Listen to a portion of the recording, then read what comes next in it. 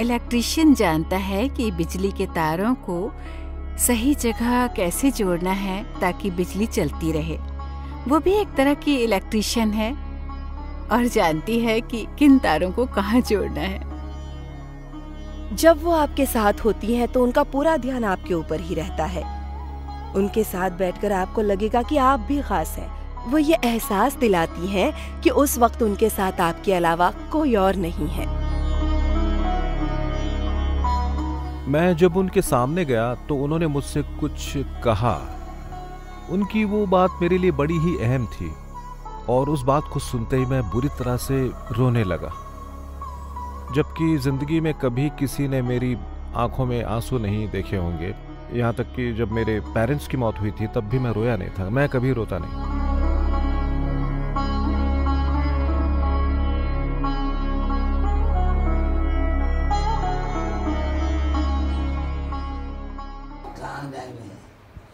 बारह बजे यहाँ टीचर्स आएंगी।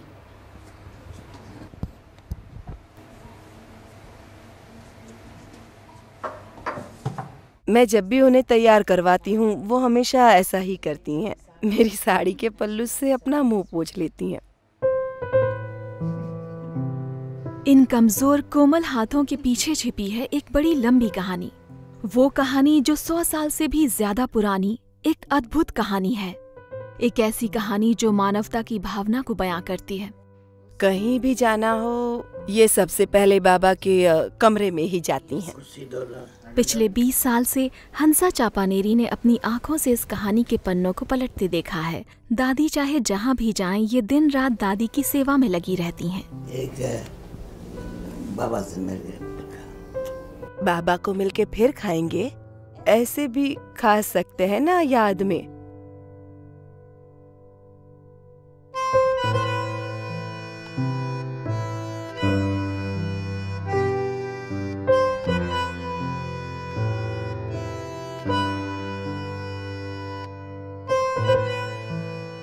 काफी छोटी उम्र से ही उनकी आवाज एक ममतामयी माँ की रही है। बड़ी ही बुजुर्ग सी हस्ती। आज मैं जब दादी को देखती हूँ तो यही सोचती हूँ कि दादी की देखभाल करना मेरे लिए कितनी बड़ी बात है। जब दादी अलग अलग कार्यक्रमों में जाती थीं, यूके में कार से घंटे 2 घंटे का सफर करना होता तो मैं सिर्फ उनकी ही फिक्र करती थी। मैं सोचती बाकी सब तो सो जाएंगे, लेकिन दादी जब वापस आएंगी तब वो इन सीढ़ियों पर कैसे चढ़ेंगी। उन्हें किसी चीज की जरूरत पड़ सकती है, वो कुछ मांग सकती हैं। ऐसे में मैं कैसे सो सकती हूँ क्योंकि बाकी सब तो सो रहे हैं। उनकी मदद कौन करेगा, मैं यही सोचती थी। दादी की इस कहानी का एक एक शब्द अपने आप में बेहद खास है। उनका हर कदम खास है। 20 साल पहले हंसा ने ये सोचा भी नहीं था कि दादी को इस सफर के बाद वो शक्ति मिल जाएगी जो इतनी जिंदगियों को बदल देगी। उनकी बदौलत ही मेरे दिल के दरवाजे खुले ताकि ईश्वर उसके अंदर आ सके।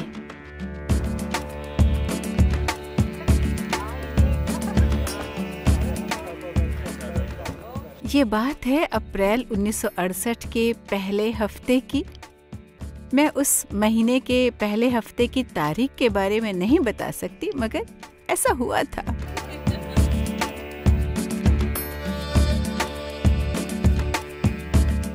वो यहाँ आई तो उन्होंने मुझसे विवेक के बारे में बात की और ये बड़ी ही अहम बात थी क्योंकि उसके पहले मैं पसंद और सही चुनाव के बारे में सोचती थी और मुझे लगता था कि मेरे अंदर इतनी क्षमता ही नहीं है कि मैं सही चुनाव कर सकूं। आज़ादी देने वाला समाज, पश्चिम का पारंपरिक समाज, हिंदू समाज, समझ नहीं आ रहा था किसे चुनूं। उन्होंने ये बात समझी और मुझसे कहा तुम अपने विवेक को स्वच्छ करो। तो मैंने पूछा कैसे? उन्होंने कहा ध्यान से। और उसी रोज शाम को मैं यहाँ ध्यान शुरू करने आ गई।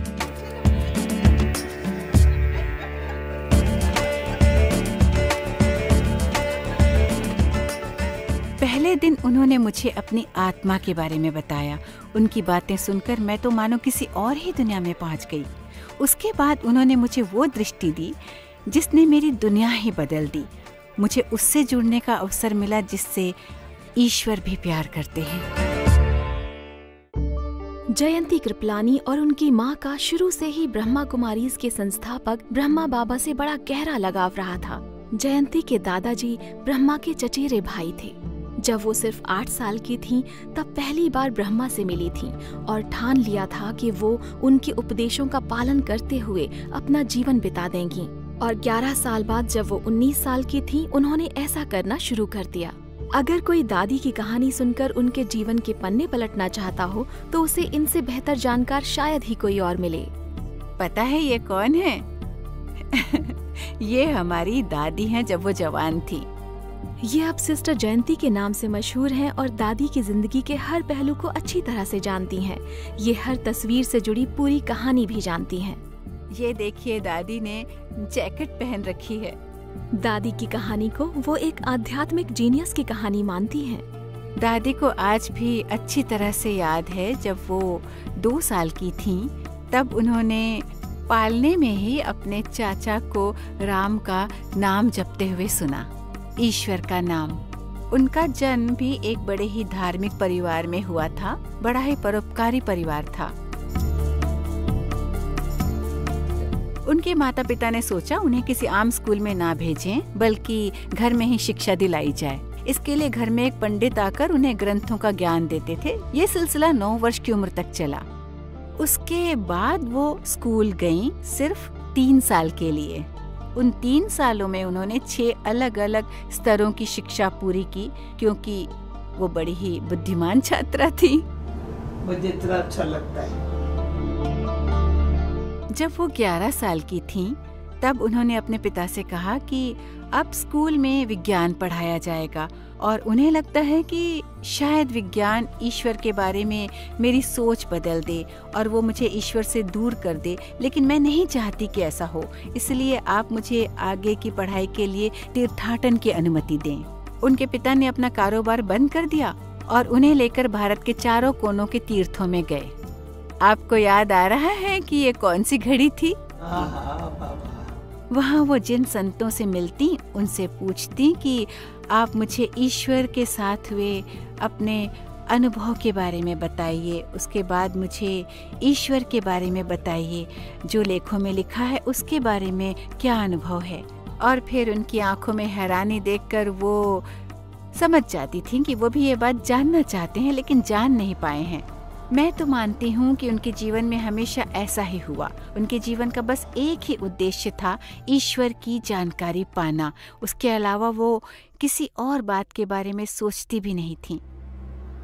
दादी जहाँ रहती थी, वहाँ से कुछ ही दूरी पर एक और कहानी लिखी जा रही थी। वो कहानी थी दादा लेखराज की। उनका जन्म भी एक बड़े धार्मिक परिवार में हुआ था और उनके पिता सिंध प्रांत के हैदराबाद में एक स्कूल टीचर थे। दादा लेखराज 1930 के दशक की शुरुआत से ही एक आध्यात्मिक खोज पर निकल पड़े थे। जब वो रिटायर होने की उम्र में पहुंचे, तब उन्हें कुछ बड़े ही अनूठे दिव्य दर्शन हुए। उनसे वो पूरी तरह से बदल गए। उसके बाद वो ईश्वर और उस दिव्य सत्य को जानने की कोशिश करने लगे। उन्होंने एक आध्यात्मिक संगठन बनाया जिसका नाम था ओम मंडली। बाद में वही बना ब्रह्मा कुमारीज। उनकी मृत्यु से कुछ महीने पहले ही सिस्टर जयंती ने सोच लिया था कि उन्हें किस मार्ग पर जाना है। वो जल्दी ही भारत के बाहर ब्रह्मा कुमारीज की एक मुख्य आवाज बन गईं। वो एक ऐसी वक्ता थीं जो समाज के हर स्तर पर अपना गहरा प्रभाव छोड़ती थीं। आपका सफर कैसा रहा? मैं मोटरसाइकिल पर आया हूँ। मैंने बड़ा लंबा सफर तय किया है। अब ये लंदन में रहती हैं और जानती हैं कि दादी जानकी के उपदेश उनके ऊपर कितना प्रभाव डालते हैं जिनसे वो मिलती हैं। लॉर्ड स्टोन 20 साल से भी पहले ब्रह्मा कुमारीज के संपर्क में आए थे और करीब करीब उसी वक्त वो इंग्लैंड में हाउस ऑफ लॉर्ड्स में भी चुने गए थे। इसके साथ ही शुरू हुई थी 20 साल पुरानी आध्यात्मिक मित्रता, जिसने दुनिया भर में उनके काम को एक नई सोच दे दी। मैं बहुत अच्छी तरह से बोल नहीं सकता, नहीं अपनी बात को बहुत अच्छी तरह से समझा सकता हूँ, लेकिन मैं लोगों के वाइब्रेशंस को महसूस कर लेता हूँ। और यहाँ आकर मैंने देखा है कि मुझे जो वाइब्रेशंस मिलती है वो प्रेम और दया से भरी होती है, जिनकी वजह से मैं इनके ऊपर भरोसा करता हूँ और जानता हूँ कि ये भी इस बात पर भरोसा करते हैं।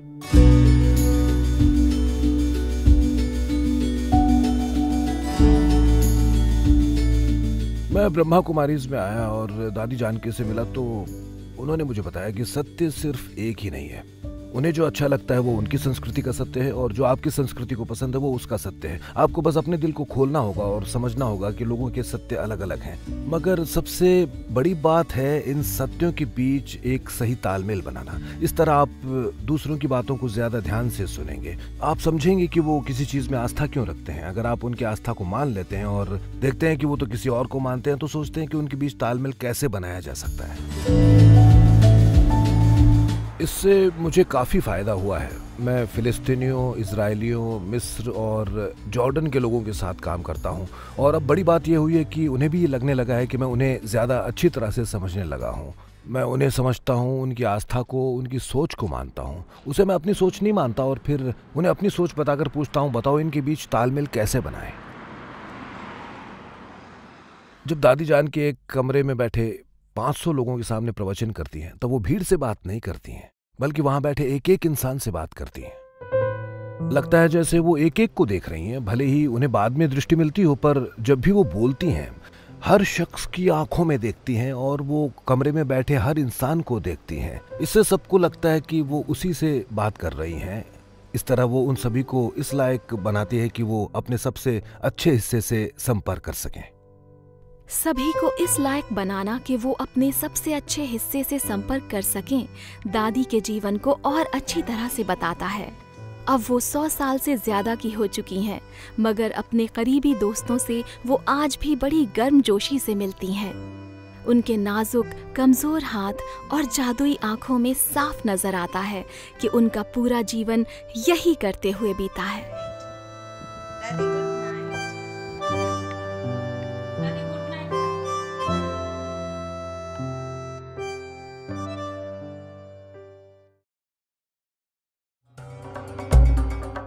2010 में दादी ने उस जगह जाने का फैसला किया जहां से उनका ये सफर शुरू हुआ था। 60 साल बाद वो पहली बार पाकिस्तान लौट रही थीं, जहां आज विभाजन के पहले का भारत का सिंध प्रांत है। यही 1916 में उनका जन्म हुआ था। 1937 में ब्रह्मा बाबा ने एक ट्रस्ट बनाया और उसे अपनी सारी संपत्ति दान कर दी। उस ट्रस्ट में युवा लड़कियां थीं और उनका काम था उस आंदोलन की देखभाल करना। दादी जानकी आज यहाँ आकर अपने अतीत की यादों में खो गई हैं। यहीं वो पहली बार ब्रह्मा बाबा से 1937 में मिली थीं। एक रोज सुबह सुबह वो अपने पिताजी के साथ पार्क में गई थीं, तो उन्होंने देखा कि वो उनकी तरफ आ रहे हैं। बाद में उन्होंने अपने पिताजी से पूछा, आपने देखा था? ये तो जाहिर था कि उन्होंने कुछ ऐसा नहीं देखा था जो अलग हो, बस वो मिले और दुआ सलाम हुई। मगर उन्होंने एक रोशनी देखी थी। उन्होंने उस इंसान को नहीं बल्कि एक बहुत ही तेज प्रकाश पुंज को देखा था। तब उन्हें लगा कि अभी कुछ अनोखा हुआ है, और जब उन्होंने आगे जांच पड़ताल की तो पता लगा कि ये कोई आम इंसान नहीं बल्कि एक महान हस्ती है। उस वक्त दादी सिर्फ 21 साल की थीं और उस ग्रुप से पूरी तरह से जुड़ने के पहले उन्हें उस दर्द भरे शादीशुदा जीवन से बाहर निकलना था जो उनके ऊपर थोपा गया था। जब दादी बाकी औरतों के पास आ गईं, तो उन्हें एक बड़ी ही खास जिम्मेदारी निभाने को कहा गया। यहाँ मम्मा ने मुझे शिक्षा दी थी, क्योंकि मैं नर्स थी न यहाँ, तो नर्स थी तो बहुत सेवा नर्स की करती थी। उस वक्त उन्हें एक नर्स की जिम्मेदारी दी गई, जिसका काम था लोगों की सेवा करना। उन्होंने उसे बड़ी अच्छी तरह से किया, और अगर कोई बीमार होता तो वो पूरी देखभाल करती, जबकि खुद उनका स्वास्थ्य हमेशा अच्छा नहीं रहता था। उन्हें निमोनिया और टीबी जैसी बीमारियां हो चुकी थीं, मगर उनके मन में लोगों की सेवा की भावना बहुत थी। इसलिए वो सेवा करती रहीं और उन्होंने 14 साल में सिर्फ 2 बार डॉक्टर को बुलाया था, जबकि वहाँ करीब 300 लोग रहते थे।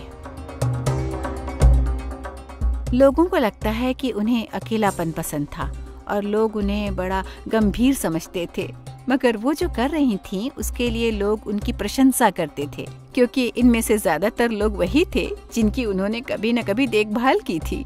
मगर आम सोच यही थी कि उन्हें अकेले रहना ज्यादा पसंद है और वो बड़ी गंभीर महिला हैं। मगर इन वर्षों में दादी जानकी को उस बुनियाद को और मजबूत करने का मौका मिला जिसके सहारे उन्होंने दूसरों को बहुत अच्छी तरह से प्रभावित करने के गुर सीखे।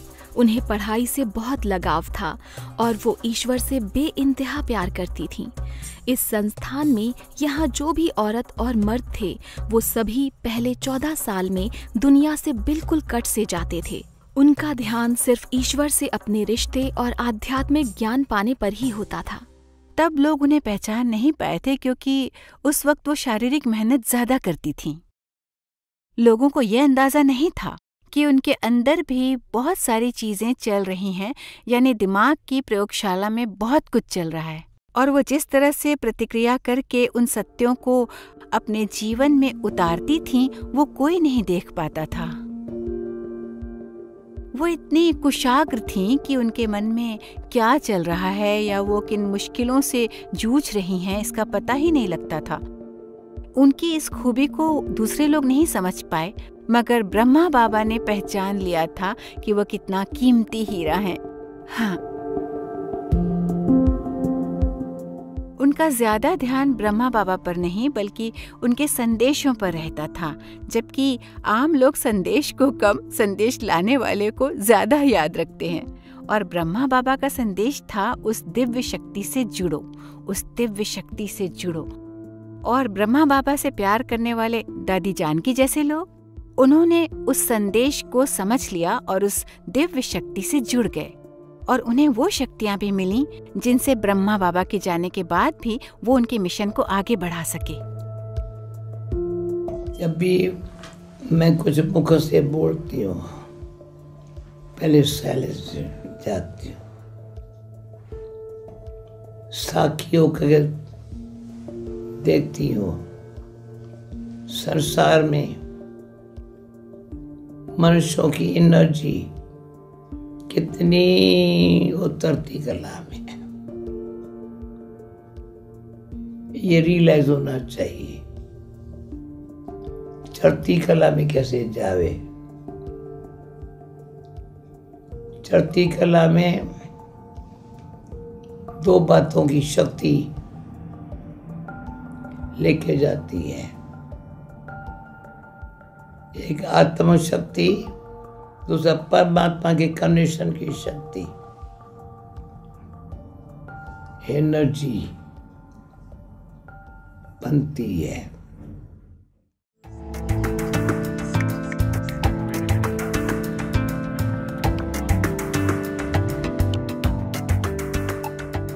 मुझे याद है 1974 से लेकर 1978 तक मैं और दादी टेनिसन रोड पर ही रहते थे, और उस दौरान कई बार ऐसा होता था जब सिर्फ मैं और दादी ही वहाँ होते, कोई और नहीं होता, जो बड़ी दिलचस्प बात थी।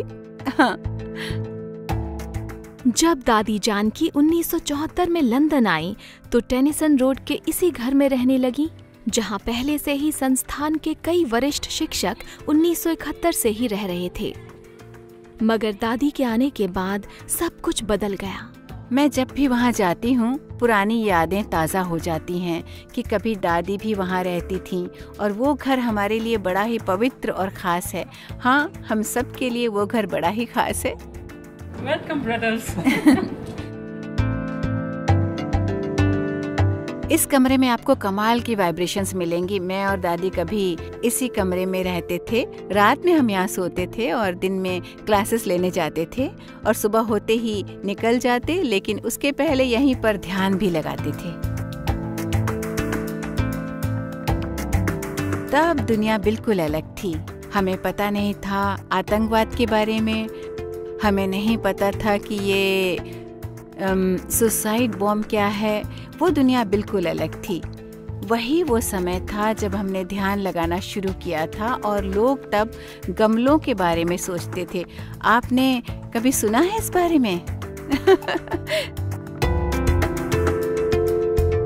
डाइनिंग टेबल वहीं थी और खाना यहाँ पकता था। मैं उन उपदेशों के बारे में जानती थी जो हमें बताए जाते थे, लेकिन मेरे पास ऐसी कोई मिसाल नहीं थी कि मैं लोगों को बता सकूं कि यही सच्चाई है।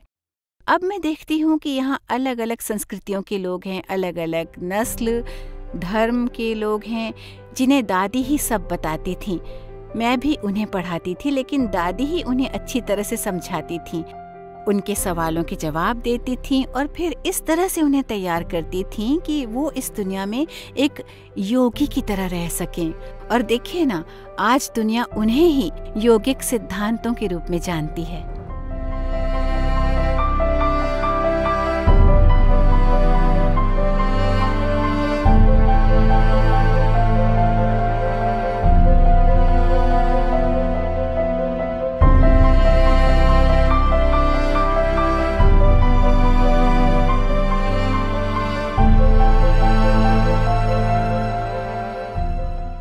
हमारी सभी दादियाँ बड़ी ही कमाल की योगी हैं, लेकिन दादी जानकी ही वो शख्सियत थीं जो यहाँ इसकी स्थापना कर सकती थीं।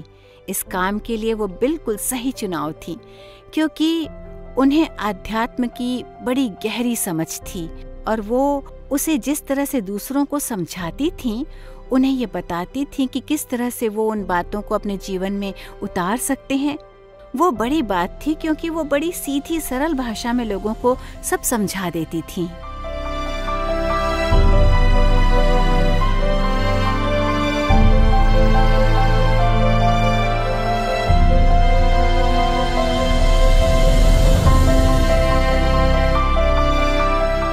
सच्ची दिल है, मजबूत दिल है। When there's a true heart, it's a strong heart. हम किस पर डिपेंड नहीं हैं। I don't have to depend on anyone. भगवान को साथी बना लिया है। If I make God my companion, भगवान हमारा साथी है। so God is my companion. Okay? Thank you. Om Shanti.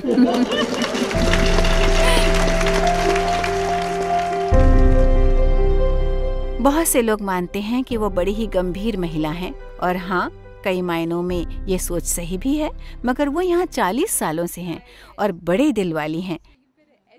कई बार वो काफ़ी हंसी मजाक भी करती हैं, और उनकी एक भी क्लास ऐसी नहीं होती जिसमें लोग कई बार ना हंसे हों। जहान के नूर हो, तुम्हारे नूर से जहान को बाप दिखाई पड़ेगा। सुना? तुम्हारे नूर से जहान को जिसके साथ प्यार होता है, उसके नूर से पता चलता है। और इस तरह से उनकी क्लास की क्वालिटी बदल गई, लोगों से बातचीत करने का तरीका बदल गया। अब वो तरीका ज़्यादा प्यार भरा और ज़्यादा समझाने वाला था। अब सिर्फ शांति से यौगिक प्रवचन नहीं होते थे, उन्होंने बड़े बड़े चौंकाने वाले काम भी किए, जैसे कोई सोच भी नहीं सकता था कि दादी नाचेंगी। मगर पिछली बार जब वो लंदन आईं, तब उन्होंने सबसे कहा कि चलो नाचते हैं।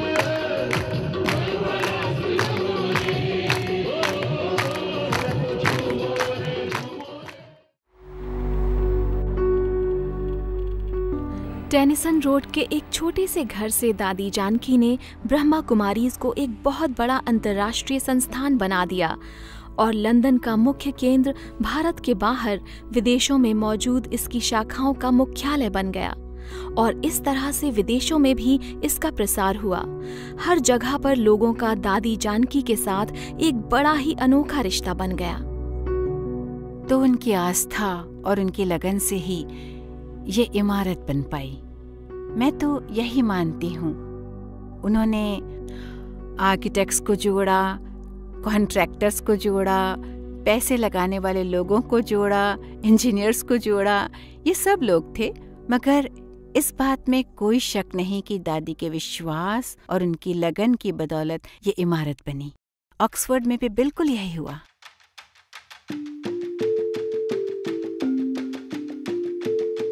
दादी जानकी की प्रेरणा से ही ब्रह्मा कुमारीज ने 1993 में ऑक्सफोर्ड में एक बड़ी अनोखी जायदाद खरीदी जो बाद में रिट्रीट सेंटर बन गया। यहाँ हर साल हजारों लोग आध्यात्मिक शुद्धि के लिए आते हैं। हाँ, शायद तब मैं 26 साल की थी। आज मंदा पटेल रिट्रीट सेंटर की गतिविधियों पर नजर रखती हैं। वो अपनी जिंदगी को याद करते हुए ये कहने से नहीं चूकती कि दादी जानकी के साथ उनके रिश्तों की वजह से ही उनके जीवन को एक नई दिशा मिली है।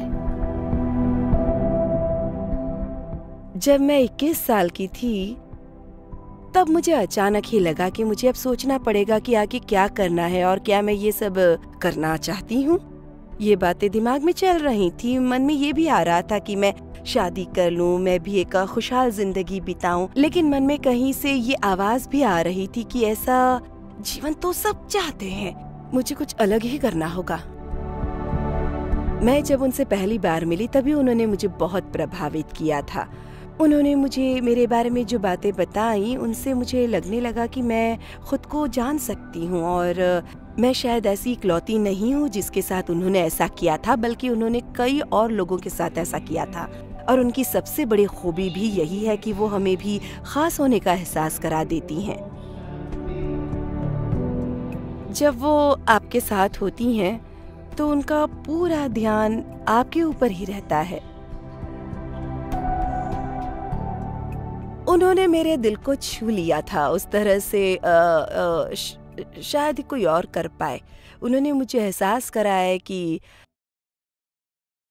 मेरे अंदर भी कुछ था जो बाहर आ गया है। मैं तो दावे से कह सकती हूँ कि कोई और मुझे ये एहसास नहीं दिला सकता था। वो ऐसी इकलौती शख्स हैं जिसने मुझे रुला दिया हो। जी हाँ, एक अकेली। कम ही ऐसे लोग हैं जो मुझे रुला सकते हो। और उनके सामने बैठने के बाद उनकी आंखों में देखते ही मेरी आंखों से गंगा जमुना बहने लगी थी। Here we go.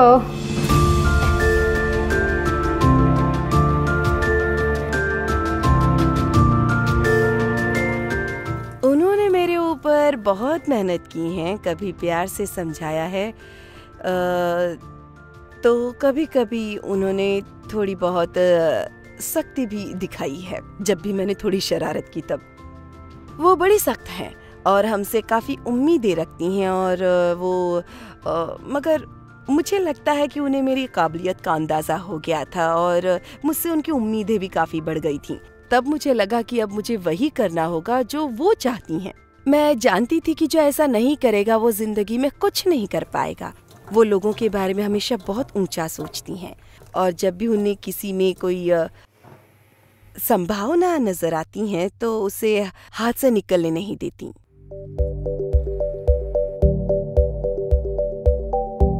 मैं कई बार उनसे नाराज भी हो जाती थी, उन्हें कुछ कह देती थी या उनके साथ कुछ कर भी देती। तब वो भी कहती थी ये मत बोलो, वो मत करो, और मैं कहती ठीक है मैं नहीं करूंगी, लेकिन आप मुझसे मत कहिएगा।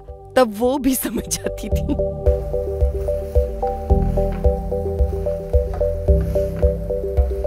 मैं एक बात तो जरूर कहूंगी, उन्होंने मेरे लिए कई भूमिकाएं निभाई हैं, कभी टीचर तो कभी सहेली। अगर मुझे कोई परेशानी होती तो मैं उनसे कह देती और शायद वो बाद में उतना खुलकर किसी और से नहीं कह सकती थी, मगर उन्होंने हमेशा मेरी बात बड़े प्यार से सुनी, उन बातों को समझा और हमेशा कहती सब ठीक हो जाएगा। उन्होंने मुझे हमेशा एहसास दिलाया कि अगर तुम बुरे दौर से गुजर रही हो तो भी चिंता की कोई बात नहीं है। उन्हें मेरे ऊपर इतना भरोसा था कि मैं उन मुश्किलों को पार कर लूंगी, उनसे उबर जाऊंगी।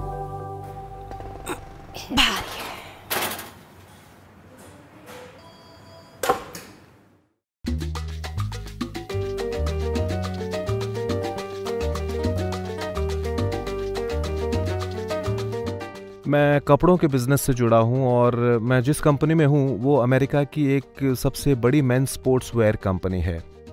मैं जो काम करता हूं उसे सोर्सिंग कहते हैं और इसका मतलब यह है कि जब एक डिज़ाइनर अपना कलेक्शन तैयार कर लेता है तब हमारा काम होता है उसे हकीकत बनाना। हमारा काम होता है उसके लिए सही कपड़ा ढूंढना, कपड़े की सही मिल ढूंढना, हमें कपड़े की क्वालिटी का ध्यान रखना पड़ता है और सबसे ज़रूरी बात यह है कि तैयार कपड़े सही वक्त पर अमेरिका पहुंच जाएं। नहीं, ये काम इतना आसान नहीं है। मैं आपको बता दूं कि मैं हमेशा तनाव में रहता हूं और मुझे हाई ब्लड प्रेशर भी है। ओह, क्या बात है, आज हम सबसे बड़ी मीटिंग कर रहे हैं।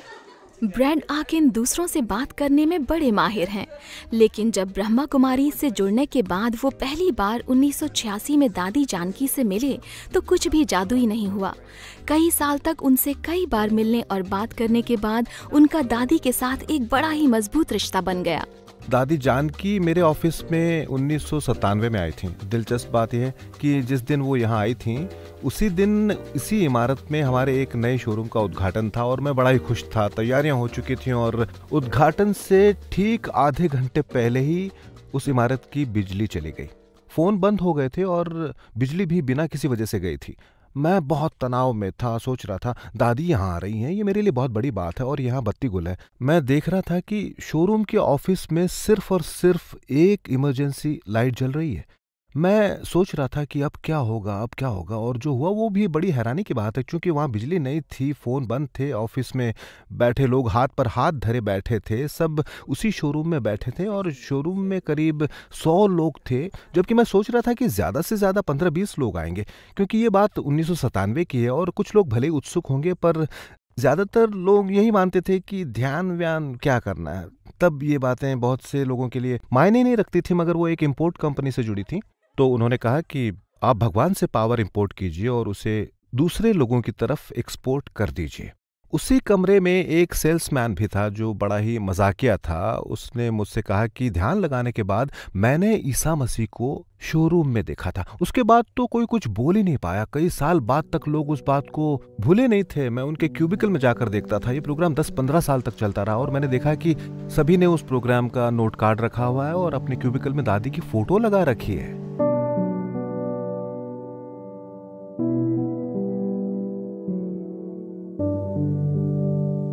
मैं भी बस उसी पैटर्न का पालन करता हूँ। मैं नहीं मानता कि मैं बहुत बड़ा या महान काम कर रहा हूँ और मैं भले ही अपनी बात खुल कर रखता हूँ, दूसरों से बात करता हूँ, शर्माता नहीं हूँ, पर मुझे अपने ऊपर भी पूरा भरोसा नहीं है। मैं खुद को बड़ा असुरक्षित मानता हूँ और नहीं जानता कि मेरी खूबियाँ क्या है। मैं उनके बारे में सुनता हूँ, लोग मुझे मेरी खूबियाँ बताते हैं, पर मैं नहीं समझ पाता कि वो किसकी बात कर रहे हैं, मेरे पीछे कौन है। मगर दादी ने मेरे लिए एक काम ज़रूर किया है। उन्होंने मुझे इतना आत्मबल दिया है कि मैं अब ये ज़रूर समझ सकता हूँ कि मेरे अंदर कुछ ऐसा है जिसे मैं नहीं देख सकता, और जब भी मैं उस कमरे से निकलता हूँ ऐसा लगता है कि मेरी शक्ति और बढ़ गई है।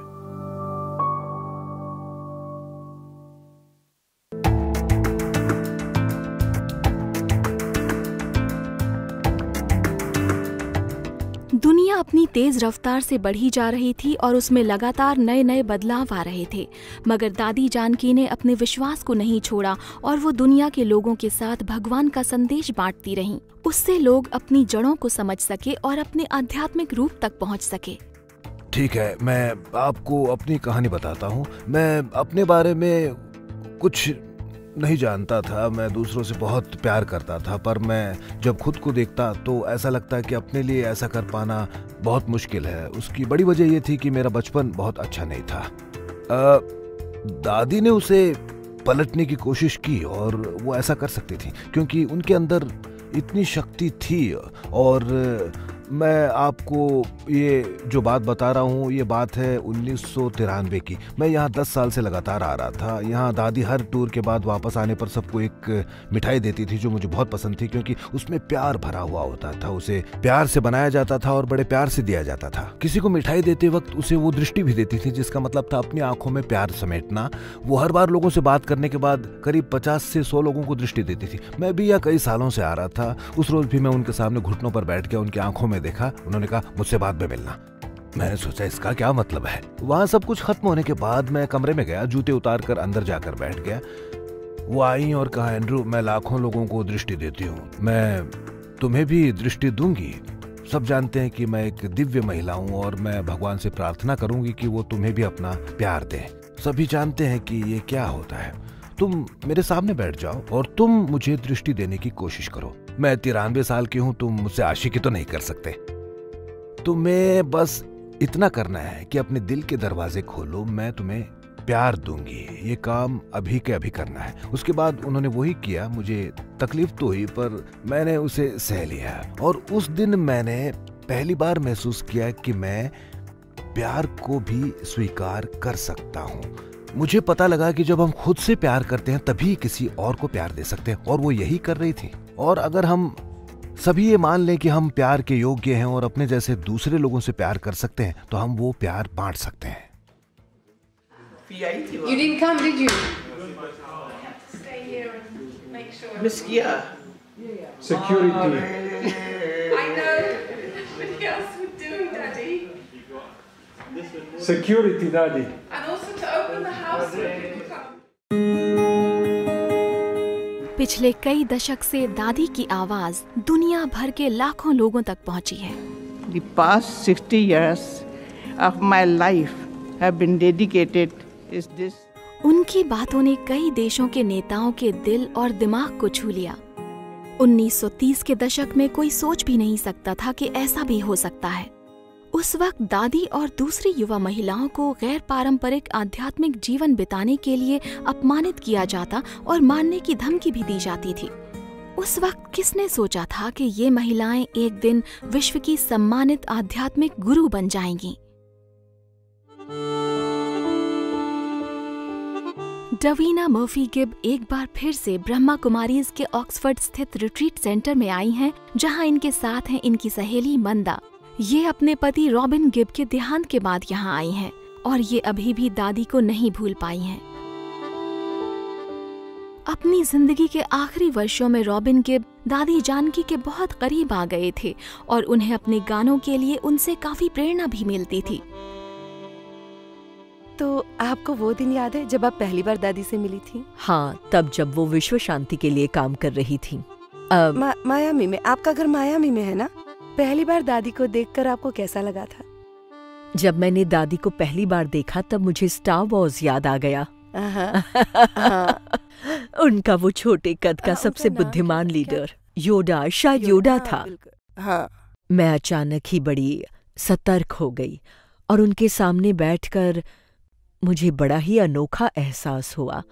एक बड़ी ही अलग सी शांति महसूस की थी मैंने, अलग सी संतुष्टि, खुशी की अनुभूति हुई थी। शायद सबके ऊपर उनका यही असर होता है, वो सबको खुशियां देती हैं। उनके सामने सब अपनी हर फिक्र भूल जाते हैं और सोचते हैं कि आज मैं दादी से ये पूछूंगा, ये सवाल करूंगा। मैंने भी यही सोचा था, लेकिन उनके सामने बैठते ही मैं सब भूल गई, सारी समस्याएं खत्म हो गई।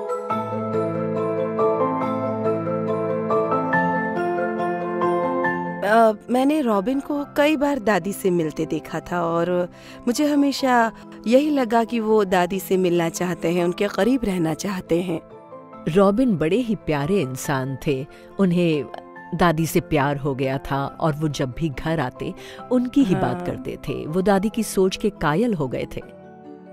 दादी जब भी कुछ कहती तो उनकी सोच का अंदाजा मिल जाता और वो एहसास बड़ा ही अनूठा होता था।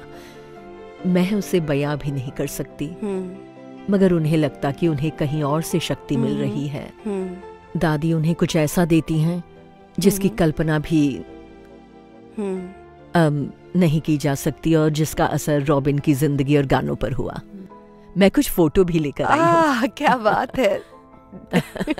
ओह, दिखाइए दिखाइए। वाह, क्या बात है। बहुत बहुत शुक्रिया।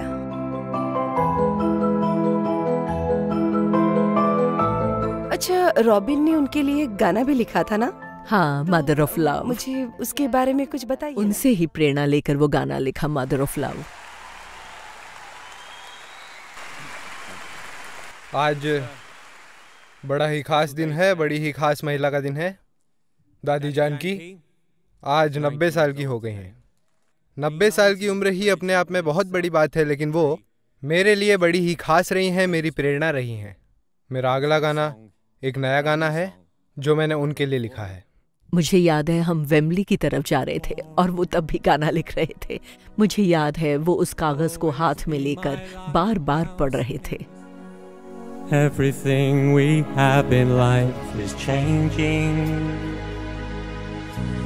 You are all I need to keep me still.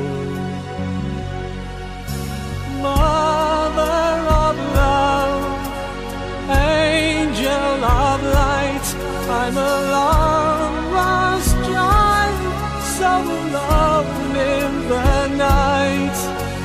Mother of love. मैंने जब भगवान के प्रति उनका प्यार देखा तो मैंने सोचा काश मेरे अंदर उसका एक छोटा सा भाग भी होता तो बहुत बड़ी बात होती। वो प्यार आखिर आया कहाँ से था? जब वो ब्रह्मा कुमारीज में आई भी नहीं थी तब भी वो भगवान से प्यार करती थी। मैं कभी नहीं कर पाया।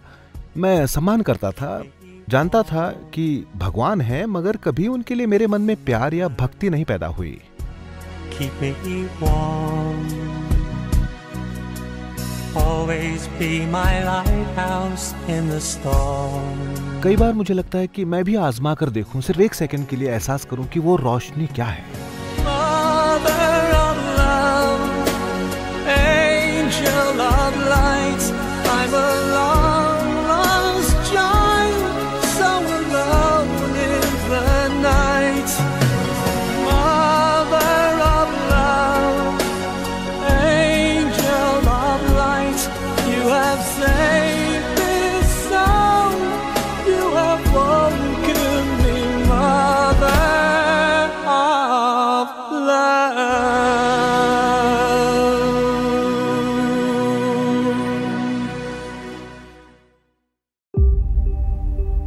आज दादी को ब्रह्मा कुमारीज की स्थापना की 88वीं वर्षगांठ के समारोह में बुलाया गया है।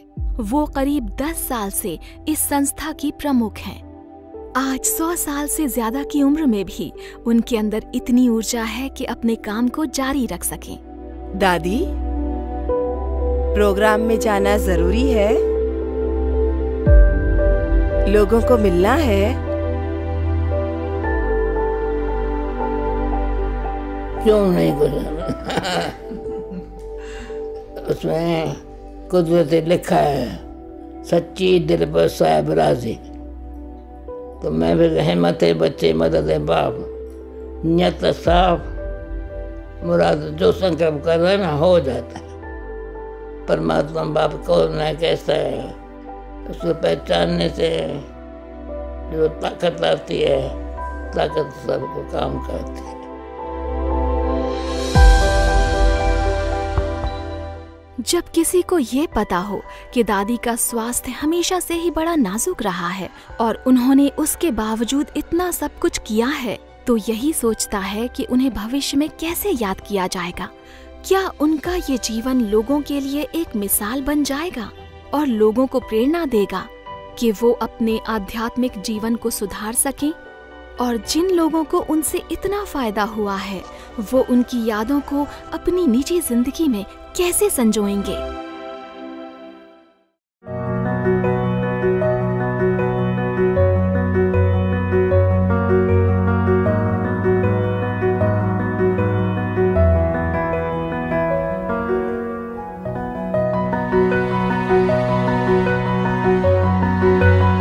जब हमारे बीच उनका आना कम होने लगा तो हमें भी एक कमी सी महसूस होने लगी, और उस कमी को दूर करने का एक ही तरीका है कि आप उस परमात्मा की उपस्थिति को खुद महसूस करें।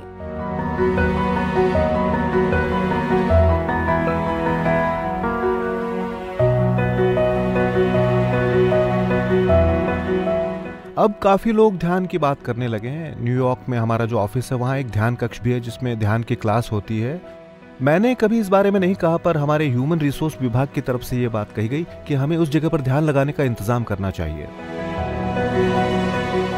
मुझे लगता है कि दादी का नहीं रहना हमारे लिए बहुत बड़ी क्षति होगी, मगर उन्हें सम्मान देने का सबसे अच्छा तरीका यही है कि मैं उन रास्तों पर चलूं जो उन्होंने दिखाए हैं। मुझे उम्मीद है कि मैं एक न एक दिन उन सभी चीज़ों का पालन करने लगूंगा जो उन्होंने मेरे बारे में कही हैं, और मैं मानता हूं कि ऐसा करके ही मैं उन्हें सच्ची श्रद्धांजलि दे पाऊंगा। मैंने उनके साथ जो समय बिताया है उसका सही अंजाम यही होगा कि मैं वो सब कुछ खुद करूं।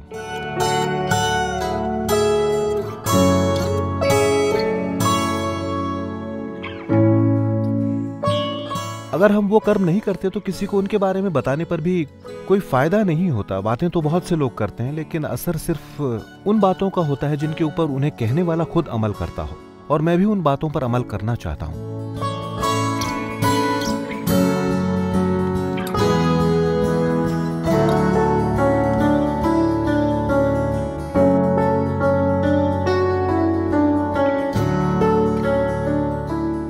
ये फिल्म हमारी प्यारी दादी को समर्पित है, और शायद आप यही चाहते होंगे कि मैं वो कहूँ जो मैंने महसूस किया है, और वो है दादी का प्यार जो मेरे अंदर समाया है। मगर मेरे ऊपर जिस बात का सबसे ज्यादा असर हुआ है वो ये है कि जब भी मैं कुछ गलत करता हूँ मुझे दादी की उंगलियां नजर आती हैं जो ऐसा करती हैं, और लगता है दादी कह रही हूँ एंड्रू ऐसा मत करो, और ऐसा अक्सर होता है।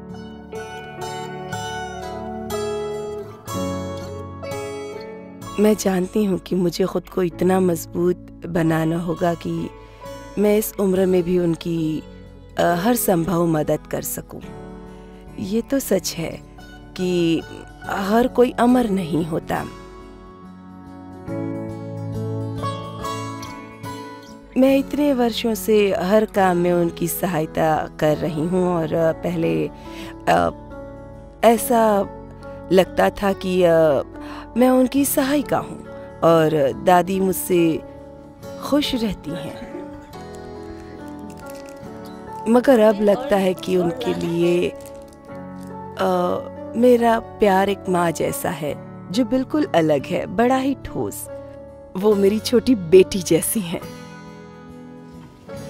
मुझे अपनी उस बच्ची का ध्यान रखना पड़ता है। मैं हर तरह से उनकी पूरी देखभाल करने की कोशिश करती हूँ।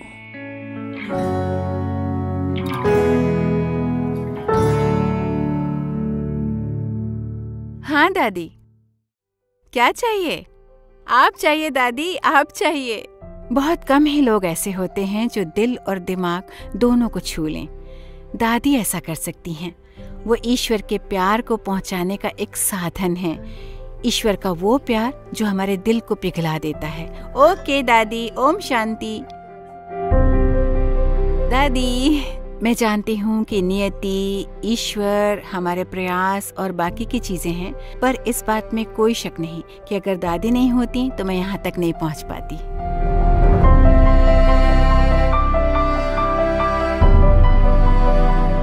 उन्होंने लोगों के दिलों और उनके जीवन को छुआ है। यही उनकी विरासत है। मुझे लगता है यहाँ मौजूद लोगों की तरह दादी ने हम सबको प्रभावित किया है, और मुझे लगता है कि सबसे बड़ी विरासत यही है कि आप किसी के जीवन पर अपना प्रभाव छोड़ें।